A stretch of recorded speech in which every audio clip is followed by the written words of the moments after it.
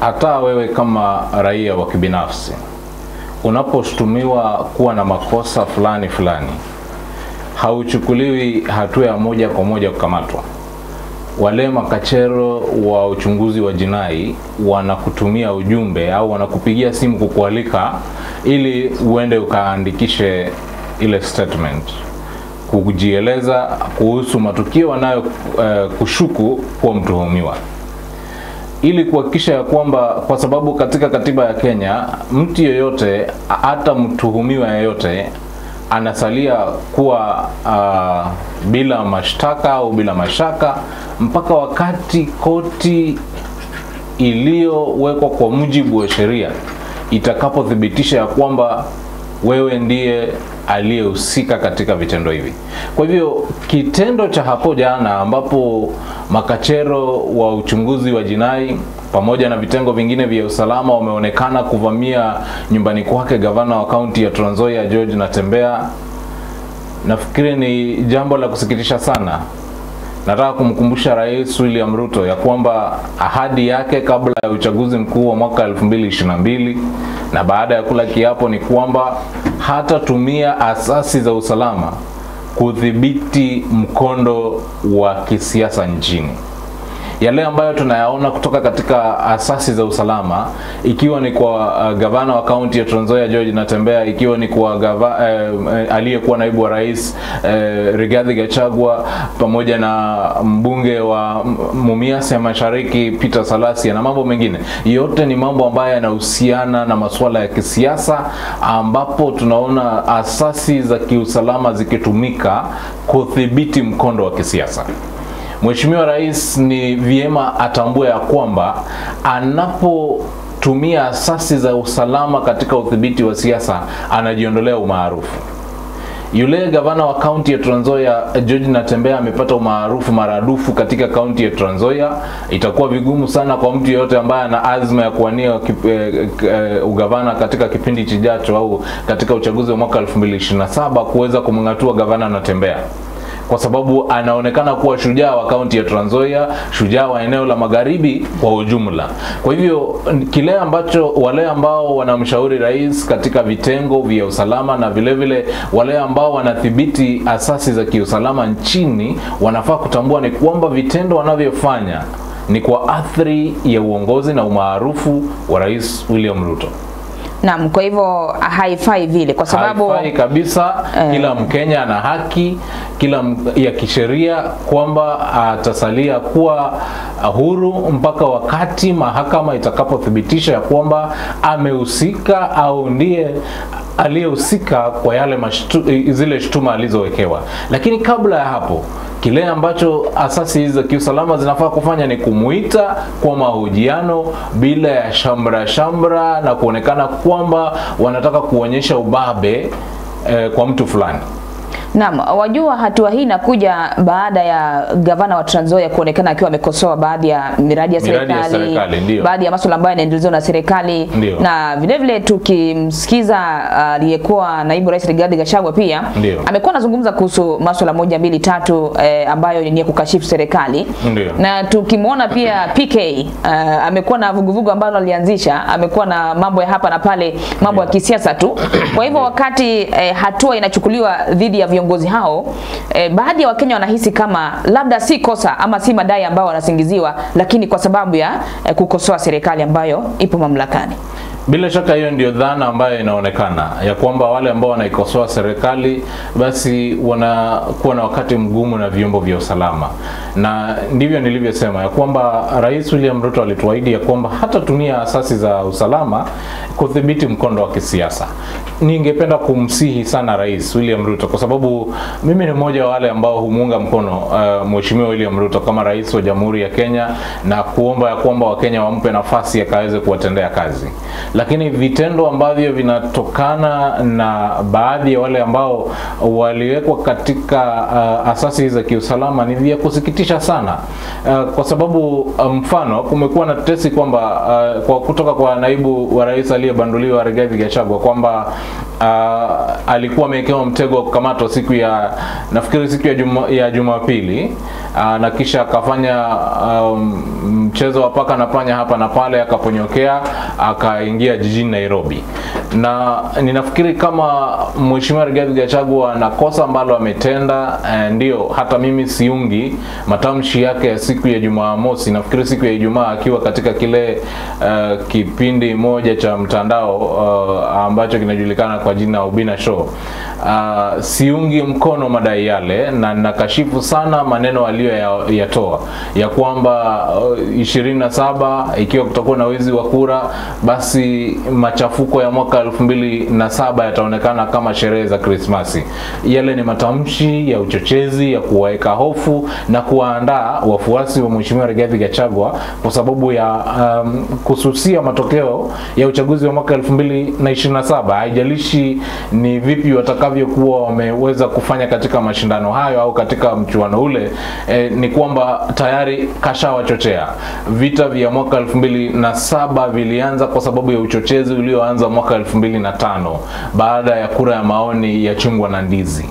Na kwa hivyo tunapoona mwaka 2025, miaka 20, takriban miaka 20 baadaye, viongozi kama Mheshimiwa Rigathi Gachagua ambaye yeye mwenyewe anakiri kwamba ana ushawishi mkubwa katika eneo la Mlima Kenya, akianza kutoa matamshi ambayo yanaleta chuki na ambaye yanaleta wasiwasi na hofu kwa wananchi, basi kulingana na mimi ni uchochezi wa kuandaa wafuasi wake kwa machafuko baada ya uchaguzi wa mwaka 2027.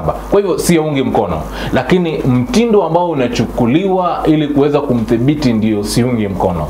Mheshimiwa Rigathi Gachagua akifanya makosa kama Mkenya mwingine ambaye bado anatuhumiwa, aalikwe katika mahojiano na kitengo cha uchunguzi wa jinai na asasi zingine za polisi. Baada ya hapo achukuliwa hatua, ashtakiwe katika mahakama ya umma inayoshuhudia yale ambayo yanatendeka. Kuwe na washahidi ambao watatoa ushahidi moja kwa moja. Ikiwa atapatikana na hatia, Mheshimiwa Rigathi Gachagua hukumiwe na afungwe au adhibiwe kulingana na mujibu wa sheria, lakini sio kutumia asasi za usalama ili kujaribu kudhibiti umaarufu wa watu fulani. Sawia na gavana wa kaunti ya Trans Nzoia George Natembeya, ikiwa na makosa, asasi za usalama, kitengo cha uchunguzi wa jinai na kile cha EACC vina nafasi ya kumwalika, kumhoji, kumshtaki, na ikiwa atapatikana na hatia aadhibiwe kwa mujibu wa sheria, lakini sio kwa utumizi mbaya wa asasi za usalama. Naam. Manake tukiangalia kuna baadhi ya Wakenya wamezungumza, si katika kaunti ya Trans Nzoia tu, wakazi katika kaunti ya Bungoma walisema kitu, wakazi katika kaunti ya Kakamega walizungumza kitu, na tukiangalia taswira iliyojitokeza katika kaunti ya Trans Nzoia, manake wale makachero wa DCI na wale wanaopambana na gasi walipofika katika boma la Natembeya, wakazi walijitokeza wakaingia pale. Na tukiangalia mjini Kitale pia kulikuwa na maandamano ambayo pia yaliharibu shughuli za kibiashara. Nadhani ulivyosema kwamba kama njia mwafaka ingetumika kwamba huyu ni gavana aweze kualikwa na polisi katika idara husika. Manake kama ni matamshi ya chuki, tuna idara ambayo inakabili mambo ya matamshi ya chuki. Kama ni ufisadi, kuna tume ambayo inadili na mambo ya ufisadi. Pengine haingeweza kuzua taharuki na kufanya kwamba wale wafanya biashara, kuna mama mboga, kuna bodaboda ambaye jana alikosa kipato kwa sababu ya haya ambayo yalifanyika jana, machafuko yaliyoshuhudiwa. Wakati mwingine ndio maana nasema ya kwamba tusitumie zile asasi kuweza kudhibiti siasa, kwa sababu ikiwa gavana Natembeya angealikwa tu kwa mwaliko akajiweze kujiwasilisha katika lile jumba la EACC kule kaunti ya Nairobi, basi hakungekuwa na vurugu, hakungekuwa na tashwishi, hakungekuwa na lawama. Wananchi hawangejitokeza kwa hamaki na hasira ili kuweza kumtetea kiongozi wao. Lakini anapoonekana kama anadhulumiwa, basi endesha dhana kwa umma ya kwamba kuna watu ambao pengine wanaweza kusukumwa na serikali kwa sababu ya msimamo wao wa kisiasa. Kwa hivyo katika kaunti ya Trans Nzoia siku ya jana kulishuhudiwa pengine visa ambavyo vilifanya kikuza uchumi kiweze kwenda chini kwa sababu ya yale maandamano ambayo yalishuhudiwa siku ya jana. Tulishuhudia pia magari ya umma, haswa vitengo vya polisi vikiweza kuharibiwa. Hiyo ni gharama kwa mlipa ushuru ambayo ingezuiliwa iwapo sarakasi zile ambazo zilifanywa na polisi katika kaunti ya Trans Nzoia hazingefanyika. Kwa hivyo yale ambayo tulishuhudia jana, lawama litaendea makachero wa uchunguzi wa jinai pamoja na viongozi wa asasi za polisi katika kaunti ya Trans Nzoia, kwa sababu ni kukosa kutumia njia badala na kukosa kutumia ile ambayo tunaweza sema ni kutumia maarifa ili kuweza kumita na kumhoji gavana wa kaunti ya Trans Nzoia. Singependa kushuhudia masuala kama yale yakitokea. Ni vibaya sana tunapoona magari ambayo yameletwa kwa sababu ya utumishi wa umma yakiharibiwa kwa sababu ya utepetevu wa viongozi fulani katika idara ya polisi.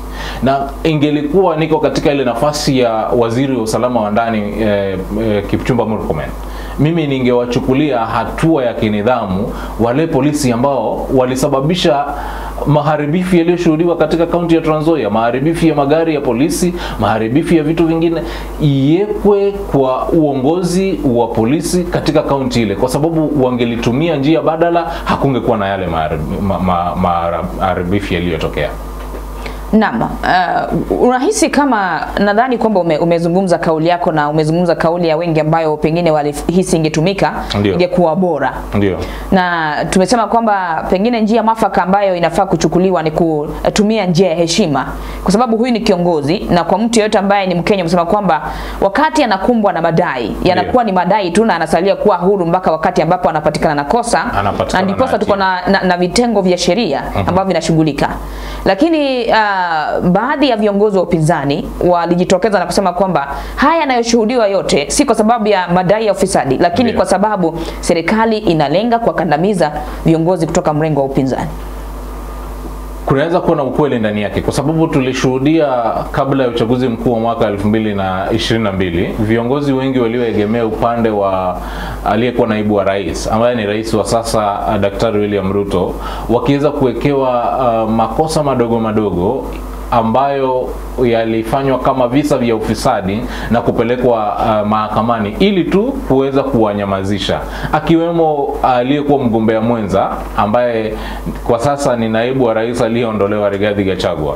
Alikuwa na kesi ya mabilioni ya pesa, akaunti zake zikaweza kufanywa freezing na tume ya kupambana na ufisadi nchini baada ya kupata kibali cha mahakama.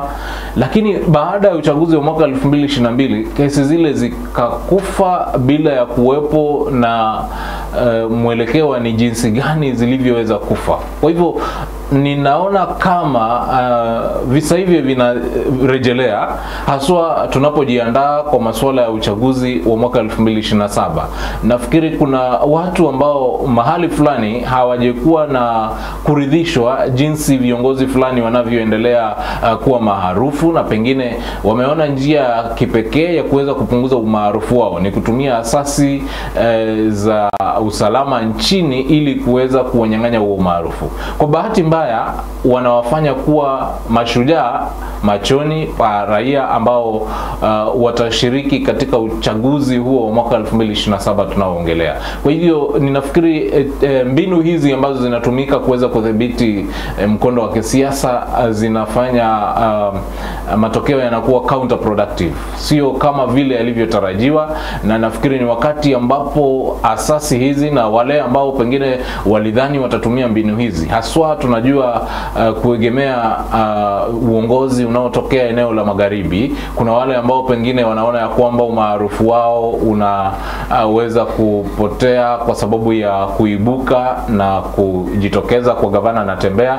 Kwa hivyo wanatafuta mbinu zozote zile ili kuweza kuhakikisha ya kwamba umaarufu wao au umaarufu wake unadidimia, na ni jambo la kusikitisha sana kwa sababu tumeona bila kusema ya kwamba wanahitaji kuunga mkono wala kumtetea gavana Natembeya, viongozi wanaotokea eneo la magharibi, spika wa bunge la taifa Mheshimiwa Moses Wetangula, waziri mkuu Mheshimiwa Wycliffe Musalia Mudavadi na viongozi wengine wenye tajriba hawajaonekana kutoa matamshi yoyote kulingana au kutokana na mambo ambayo yalifanyika siku ya jana, na ni jambo la kusikitisha kwa sababu wanasema ikiwa leo utaona ni kinyanyaswa na hautoi sauti, kesho utakapofikiwa hakuna ambaye atakuwa pale ili kuweza kutetea. Sote tutakuwa tunakandamizwa. Kwa hivyo kile ambacho tu ni cha haki ni kwamba kwa msimamo mmoja viongozi wanaotokea eneo la magharibi bila kutetea makosa aliyofanya George Natembeya, ninaunga mkono kuchunguzwa kwake kikamilifu. Ikiwa ndio kuna madai na kuna ukweli katika shutuma zilizotolewa dhidi yake, basi George Natembeya aadhibiwe kwa mujibu wa sheria. Lakini kwa mtindo unaotumika kumdhalilisha kiongozi ambaye alichaguliwa na wapiga kura na ambaye ni kiongozi wa eneo la magharibi haitakubalika kamwe na ijulikane kwa serikali ya Daktari William Ruto. Naam, pengine tukishikilia pale jana nilimsikia kiongozi mmoja akizungumza kuhusu, alikuwa ameelekea Tanzania, kinara chama cha PLP, Martha Karua, alikuwa jaji mkuu Willy Mutunga na baadhi ya wanaharakati kwa sababu ya kusikiza ile kesi inayomkabili kiongozi wa Chadema Tundu Lissu. Na walifika huko wakazuiwa. Baadaye aliingia Willy Mutunga baadaye wakati wa jioni, lakini Martha Karua hakuingia. Na nikamsikia Willy Mutunga alirejea Nairobi. Baada ya kuruhusiwa kuhudhuria. Mstaafu wa hivi punde David Maraga ndiye aliweza kufanikiwa kuhudhuria ile kesi na pengine kwa kiwango fulani kuongea na kiongozi wa chama cha Chadema Tundu Lissu wakati alipofikishwa mahakamani viungani mwa mji wa Dar es Salaam. Naam. Kwa hivyo wakati masuala kama yale yanafanyika, na unamsikia kiongozi katika taifa la Kenya akisema kwamba hatua ile ilikuwa ni hatua nzuri. Kuna kiongozi ambaye alikuwa kwamba ni kitu ambacho ni sovereign katika masuala ya kidiplomasia katika mataifa majirani. Sijui ina maana gani? Manake wale ambao waliondoka nchini kuelekea nchini jijini Dar es Salaam nchini Tanzania hawakuenda hivyo kwa kutumwa na serikali ya taifa la Kenya. Walienda katika nafasi yao ya kibinafsi kwa kualikwa au kwa mwaliko wa chama cha mawakili cha Afrika ya Mashariki. Kwa hivyo walifika pale kutimiza wajibu wao kama wanasheria, sio kama wanasiasa, sio kama wanaharakati, ila walifika pale kutimiza wajibu wao kama wanasheria katika baraza la mawakili la Afrika Mashariki. Martha Karua alisema bayana ya kwamba yeye alipokea mwaliko kuandamana na kikosi kingine ili kuenda kwa baadhi pengine ya wale ambao watamwakilisha katika mahakama kiongozi wa chama cha Chadema Tundu Lissu. Inakubalika kwa mujibu wa sheria kwa sababu hata Rais William Ruto alipokuwa kikabidhiwa na mashtaka ya jinai katika mahakama ya ICC aliwakilishwa sio tu na wanasheria kutoka taifa la Kenya bali pia kutoka sehemu zingine ikiwemo Uingereza, ikiwemo mataifa mengine ya ulimwengu. Kwa hivyo inaruhusiwa ya kwamba unaweza ukapata ushauri wa kisheria kutoka katika nchi bayana. Kwa muda mrefu kiongozi wa chama cha DAP-K Eugene Wamalwa amekuwa wakili mshauri wa Rais Yoweri Kaguta Museveni. Haijakuwa na tatizo lolote. Kwa hivyo tunapoona mambo ambayo yametendeka katika siku za hivi punde ambapo mwanzoni kiongozi wa PLP Martha Karua kazuiliwa kumtetea kiongozi wa upinzani nchini Uganda Kizza Besigye. Kisha baadaye tunaona yale ambayo yanatendeka nchini Tanzania. Nafikiri kama wanademokrasia katika nchi za Jumuiya ya Afrika Mashariki ni wakati wa huzuni kwa sababu tunarudisha nyuma hatua za kidemokrasia ambazo tumekuwa tukishuhudia. Nchi na taifa la Kenya, taifa la Tanzania na taifa la Uganda katika takriban miaka 40 iliyopita zimeonekana kuwa nchi zenye stability katika mifumo ya kisiasa na katika kuweza kuendeleza demokrasia. Bila shaka taifa la Kenya limekuwa mbele kuliko mataifa haya mengine mawili, lakini katika muda huo takriban miaka 30-40 iliyopita tumeshuhudia stability katika eneo la Afrika Mashariki kwa sababu ya hatua zinazopigwa kidemokrasia. Rais Samia Suluhu jana akasikika akisema wazi peupe mchana ya kwamba wanaharakati wale walioongozwa na majaji wakuu wawili wa taifa la Kenya, wastaafu wa taifa la Kenya, wameharibu taifa la Kenya, kwa hivyo wanataka kwenda kuharibu taifa la Tanzania. Nafikiri hapo ndipo pana makosa, kwamba rais wa Jamhuri ya Muungano wa Tanzania anaweza kuongea vile katika mkutano wa hadhara. Nafikiri ya kwamba rais wa Tanzania anahitaji kuomba msamaha, ila sivyo taifa la Kenya lichukue hatua za haraka, ikiwemo kumtuma nyumbani kwa haraka sana balozi wa taifa la Tanzania katika nchi ya Kenya. Naam.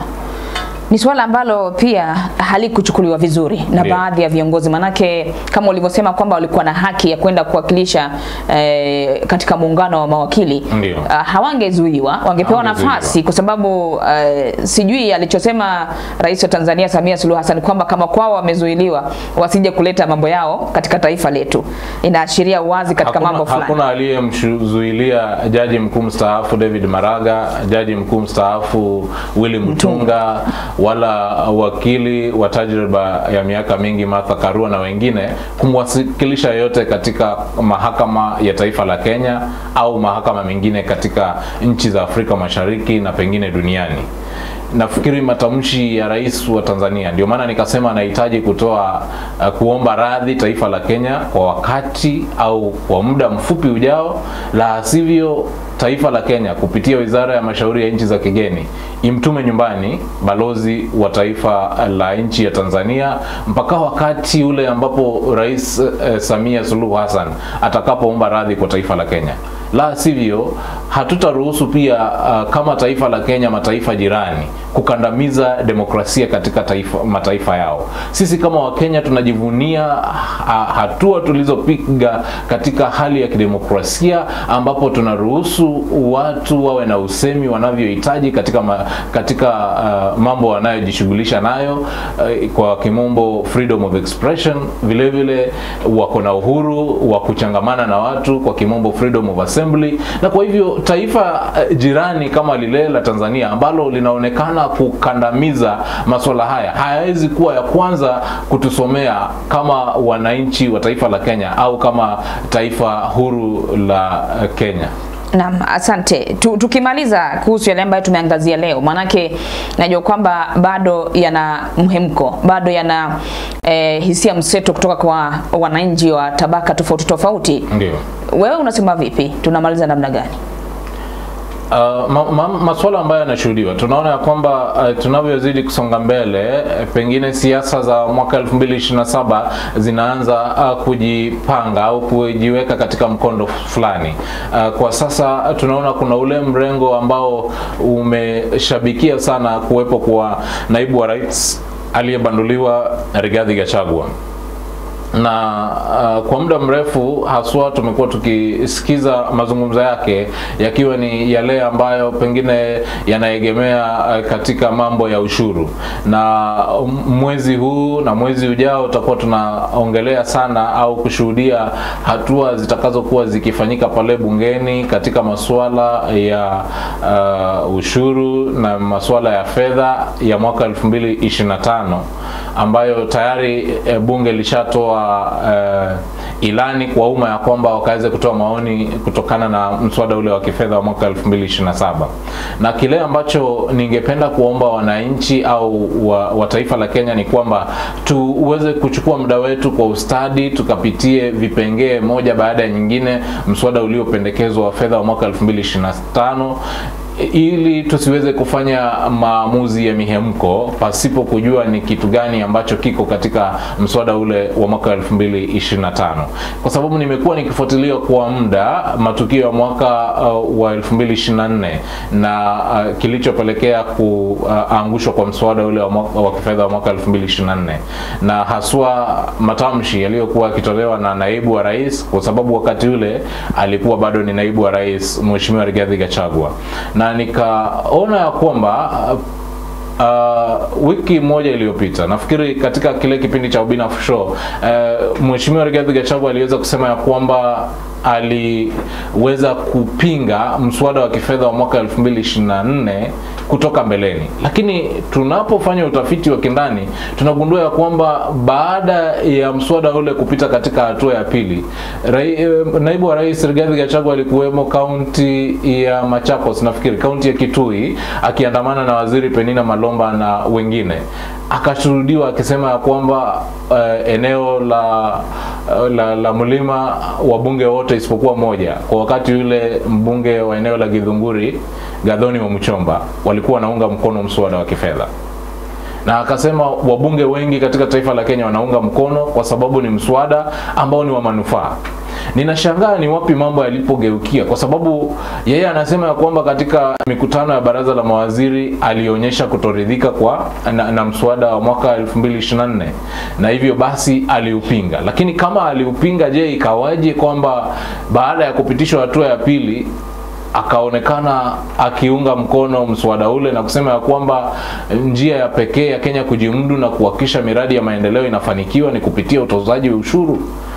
Nafikiri kuna udanganyifu mwingi wakati tunapojaribu kutafuta umaarufu wa kisiasa, na langu ni ilani kwa wananchi ya kwamba tuwe makini na wale ambao wanatushauri kutokana na mambo fulani yanayohusu serikali ya kitaifa, na kuhakikisha ya kwamba sisi wenyewe tumechukua wakati wetu na kuweza kupitia miswada inayopendekezwa, kutoa maoni yetu na vile vile kuielewa kwa mapana na marefu, ili wakati tunaposhurutishwa na viongozi fulani kufanya uamuzi badala, isiwe ni uamuzi wa kihisia au kwa sababu tunamuunga mkono kiongozi fulani. Mheshimiwa Rigathi Gachagua akasema ya kwamba mswada ule ambao unapingwa na Mheshimiwa Raila Odinga unaonyesha kuwa ni mzuri, kwa sababu Mheshimiwa Raila Odinga anapopinga kitu anamaanisha ya kwamba anakiunga mkono, lakini hataki kusema hadharani. Hiyo ndio ilikuwa kauli ya Mheshimiwa Rigathi Gachagua kabla ya kubanduliwa. Baada ya kubanduliwa, Mheshimiwa Rigathi Gachagua anatuambia kwamba yeye hakuunga mkono mswada wa kifedha wa mwaka 2024. Utepetevu au udanganyifu au ile ambayo tunaita kwa kimombo political deception. Tujihadhari na viongozi wa kisiasa, tuwe makinifu kama raia na tuweze kufuata matukio jinsi yanavyotokea ili tubaini bayana ukweli uko mahali gani. Asante. Naam, asante. Tumekuwa katika hali ya kuangazia hapa na pale masuala kwenye hali ya taifa. Naamini kwamba tumeguzia yale ambayo wewe kama Mkenya pia ulikuwa unadhania ni vipi, lakini kama tulivyosikia kutoka kwa Julius ni kwamba Wakenya tuwe waangalifu, tuweze kuwa ni watu ambao tunakuwa na ile kumbukumbu ya maneno ya wanasiasa hasa. Manake leo atasema hiki, kesho atasema hiki. Kwa hivyo ni wewe kuwa makinifu, kuchukua tahadhari ili tuweze kuwa na viongozi ambao watasaidia taifa kuweza kupiga hatua kimaendeleo. Tunamaliza kufikia pale katika masuala ya hali ya taifa, manake muda usiokuwa mrefu tunaingia kwenye awamu ya kuweza kupata usemi wa viongozi wa kidini katika masuala ya taifa. Tunafika pale, namruhusu mgeni wangu Bwana Julius Masinde aweze kuondoka, alafu tutakuwepo naye siku ya Ijumaa panapo majaliwa, lakini tutakuwa tunapisha askofu ambaye atakuwa anaingia muda usiokuwa mrefu. Usiende mbali mtazamaji. Mimi naitwa Winnie Wanyonyi. Tunaye Bwana Julius ambaye amekuwa mgeni wetu kwenye hali ya taifa. Mwelekezi wetu upande wa pili ni Kelvin Kibet.